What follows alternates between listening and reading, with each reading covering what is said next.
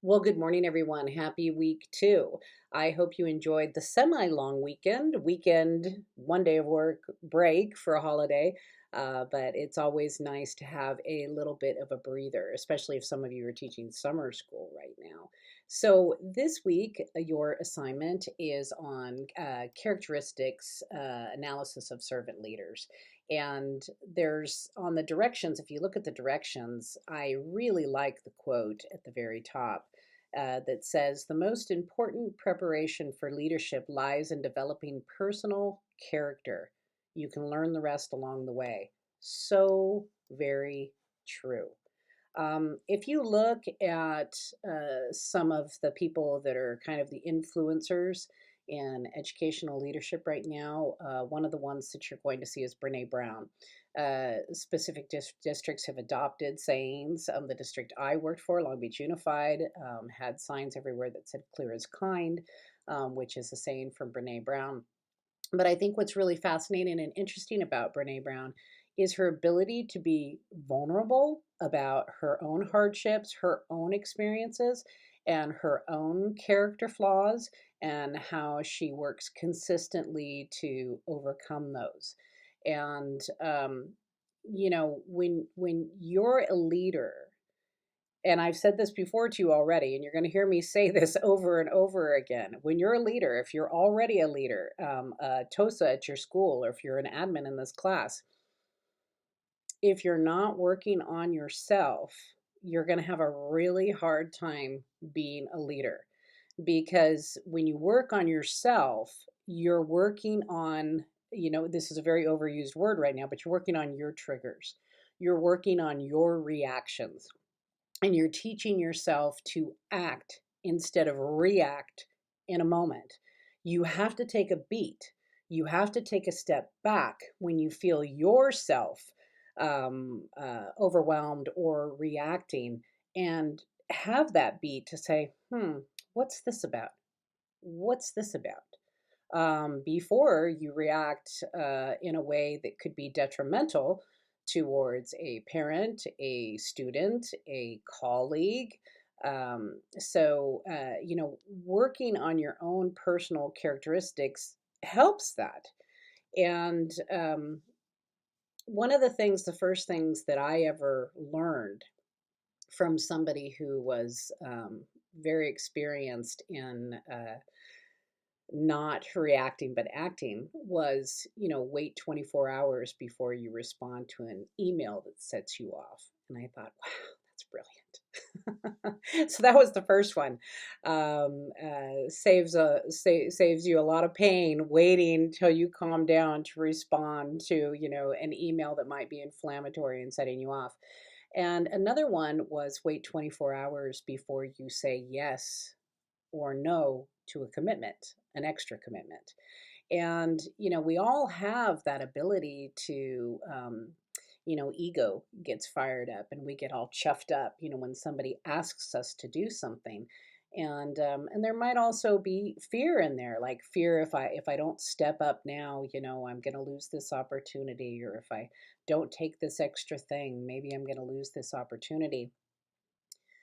But when we take a moment, when we take a beat, and we consider, is this really going to be best for me, for my health, for my family, for my work? Am I going to be spread too thin? Is there a way that I can work on this opportunity, but maybe not where I have to take full charge, of this opportunity, and be the leader in it. So these are all things that we need to think about as we become leaders in education. And as a servant leader, we have to find ways to call people in. And I've said this before, not call people out, call people in.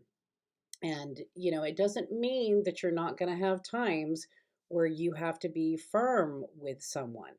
But the more trust you build in a relationship, as I've said before, the more loyalty you build in a relationship. And then you are able to have those serious conversations, those deep conversations about change with someone when you've already taken the time to build that relationship. there's a saying that Ben Franklin said one time, and they actually put it. It's such a well-known saying. They actually put it in the John Adams miniseries. But he said, if you call a man out in public, he just might take you serious. But if you call him out in private, then he'll probably be able to listen. Probably thank you for it later. So just like we have to take a beat with an inflammatory email or an inflammatory situation or taking on an extra commitment, we have to give that same grace to someone else. And when we give them that grace, when somebody talks to somebody privately about something and has already built loyalty and trust into that conversation, it's much easier for someone to hear it without becoming defensive. It's easier for them to hear it, take it in, and change accordingly because they're working on their own personal flaws as well. They're working on their own personal character. So, just something to think about as you move through the week. It helps you with relationships, personal and professional. Last week, I gave you a little homework assignment. I asked you to start looking at people in your life and seeing how they lead. And after you read transactional and transformational, I think that you will start seeing that in your day to day life as well and having those aha moments connected to it. So this week you're making your slide, and remember that it says, please read your textbook and the articles linked below to develop your thoughts on the following prompts. Provide an explanation of 3 essential virtues you assert should be integrated into the character of a servant leader. Provide 3 separate scenarios when a leader's legacy was either enhanced or diminished because of the presence or absence of each virtue. I can't wait to read that. And describe how you can better engrave each virtue into your personal character development as a leader. And as it says below, scholars often present a full paper, a single poster, or a professional slide to share their research at conferences. And so, you're having the unique opportunity that you can be a little bit creative and you're making a slide. So make sure that you follow all of the information related to the slide. Make sure that you have all your references on there and, APA for your references. And I look forward to looking at it. And remember, as you're, becoming a leader or as you are a leader, give yourself grace as well. We all make mistakes. We all say the wrong thing. We all do the wrong thing. That's part of being human. The key is that we show people how we recover when we make mistakes.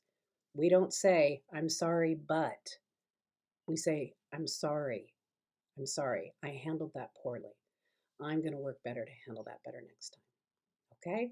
All right. Hang in there. Have a great week. I look forward to seeing all of your work. Take care. Bye bye.